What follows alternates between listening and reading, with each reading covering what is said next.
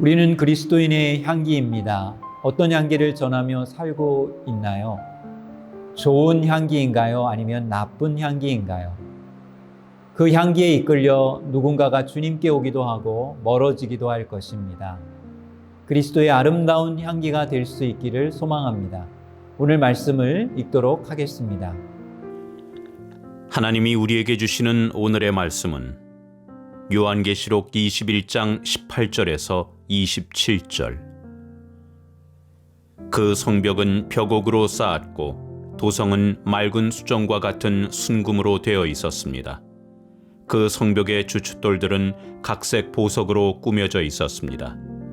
첫째 주춧돌은 벽옥이요, 둘째는 사파이어요, 셋째는 옥수요, 넷째는 비추옥이요, 다섯째는 홍마노요, 여섯째는 홍옥수요, 일곱째는 황보석이요, 여덟째는 녹주석이요, 아홉째는 황옥이요, 열째는 녹옥수요, 열한째는 청옥이요, 열두째는 자수정이었습니다.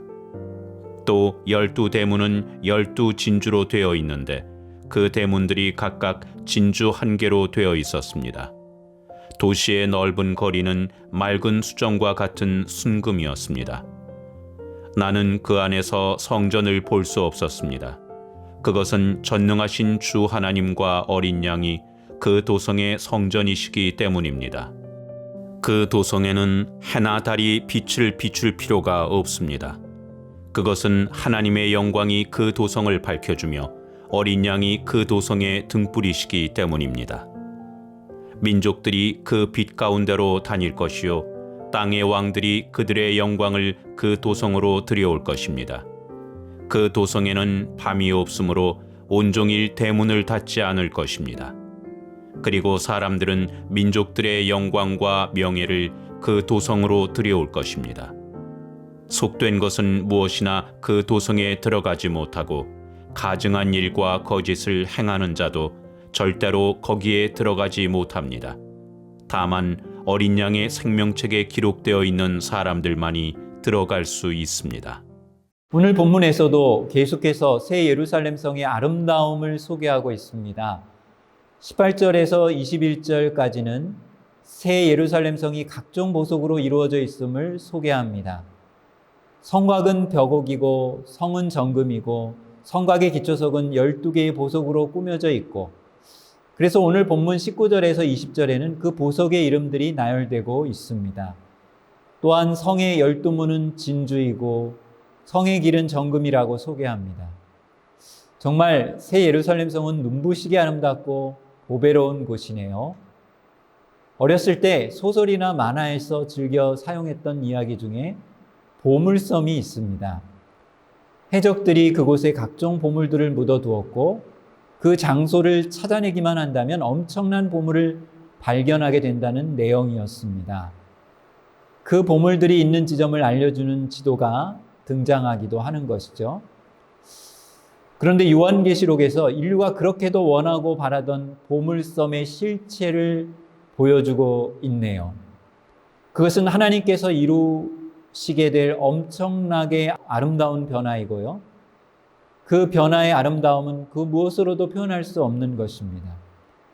그리고 그 변화가 어떤 변화일까요? 정말로 아름답고 보배로운 변화라는 것을 오늘 성경이 증거하고 있습니다. 그래서 당시에, 그리고 여기에 기록된 보석들은 지금도 여전히 이 세상에서 존재하는 값진 보배들을 표현하고 있습니다. 그것들을 가져와서 빗대어 설명하고 있는 것이지요. 성경에 보면 이 보석들이 비슷하게 나열되고 있는 두 장소가 소개되어 있습니다. 하나는 에덴 동산입니다. 에덴 동산 안에는 각종 보석들이 있었던 곳으로 성경에 소개되고 있습니다. 그런데 그 에덴 동산이 인간의 죄악으로 파괴되어 버립니다. 그 에덴 동산이 다시 완전히 회복되는데 바로 오늘 새 예루살렘 성을 통해서 회복이 되는 것입니다. 또 보석들이 나열되는 곳이 성경에 보면 대제사장이 입는 옷의 가슴에 보석들을 메어 달았습니다. 대제사장의 속죄와 구속의 사역이 완성된 곳이 바로 오늘 성경에 또한 새 예루살렘 성인 것입니다. 또 이어서 예루살렘 성의 특징을 이야기하는데요. 새 예루살렘 성은 22절에 보면 성전이 없다고 이야기합니다. 왜냐하면 새 예루살렘 성 자체가 성전이라고 하는 것입니다. 성경에 보면 성 안에서 내가 성전을 보지 못하였으니 이는 주 하나님 곧 전능하신 이와 및 어린 양이 그 성전이 되심이라. 그 성은 해나 달의 비춤이 쓸데없으니 이는 하나님의 영광이 비치고 어린 양이 그 등불이 되심이라고 말씀하고 있습니다. 성전이 없이도 하나님과 충만한 교제와 임재를 체험할 수 있는 곳인 바로 그 성이 이 예루살렘 성이기 때문입니다. 그래서 25절에는요.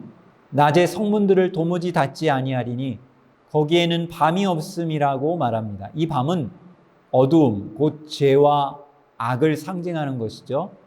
27절에 그것을 보다 정확하게 말씀합니다. 무엇이든지 속된 것이나 가증한 일 또는 거짓말하는 자는 결코 그리로 들어가지 못하되 오직 어린 양의 생명책에 기록된 자들만 들어가리라고 증거하고 있습니다. 새 예루살렘 성에 모든 인류가 들어갈 수 있지 않다는 것을 말하고 있는데요. 누구나 초대받았을지라도 이 성에 들어올 수 없는 사람들도 있다는 것을 알게 됩니다. 바로 생명책에 기록되어 있어야 하는 것입니다. 하나님의 어린 양 예수 그리스도에 대한 믿음을 통해 생명책에 기록된 사람들만이 들어가게 되는 곳임을 선포하고 있습니다.